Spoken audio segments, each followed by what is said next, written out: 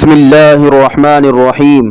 آج ہم ایک ایسی عورت کا واقعہ سنائیں گے جس کا بچہ پانی میں ڈوب گیا تھا۔ اس نیک عورت نے محبت الہی کے جوش میں آ کر اس بچے کو پکارا۔ بچے نے پانی کی تہ میں سے ماں کو جواب دیا۔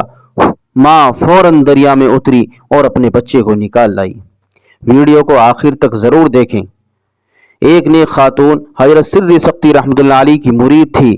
اس عورت کا چھوٹا سا بچہ قرآن کریم کی تعلیم کے لیے استاد کی خدمت میں جاتا تھا۔ ایک دن استاد نے بچے کو کسی کام کے لیے دریائے دجلہ پر بھیجا۔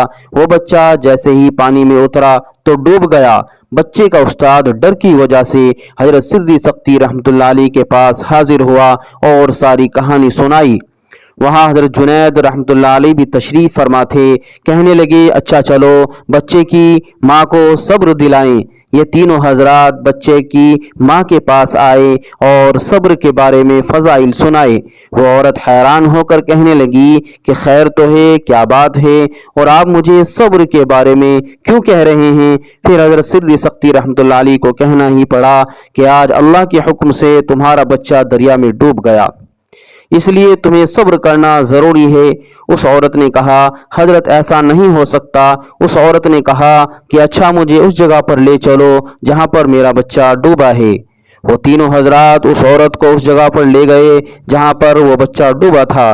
اس عورت کو اس جگہ پر لے جا کر کھڑا کر دیا اور اشارے سے بتایا کہ اس جگہ پر تمہارا بچہ ڈوبا ہے۔ اس عورت نے محبت الہی کے جوش میں آ کر اپنے بچے کا نام لے کر پکارا۔ بچے نے پانی کی تہ میں سے جواب دیا۔ ماں فوراً دریا میں کود گئی اور اللہ کی فضل سے اپنے بچے کو پانی کی تہ میں سے زندہ صحیح سلامت باہر نکال لائی۔ حضرت سدی سختیٰ رحمۃ اللہ علیہ نے حیرت سے حضرت جنید بغدادی رحمۃ اللہ علیہ کی طرف ظاہر میں دیکھا، باطن میں پوچھا کہ یہ کیا بات ہے؟ فرمایا، ھذا من صدقھا مع اللہ، یہ اس عورت کا اللہ سے سچی محبت کا نتیجہ ہے۔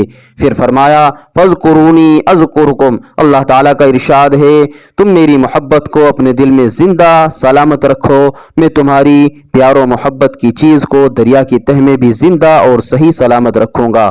یہ اللہ سے سچی محبت کی علامت ہے۔ جو اللہ کا ہو جاتا ہے اللہ اس کا ہو جاتا ہے۔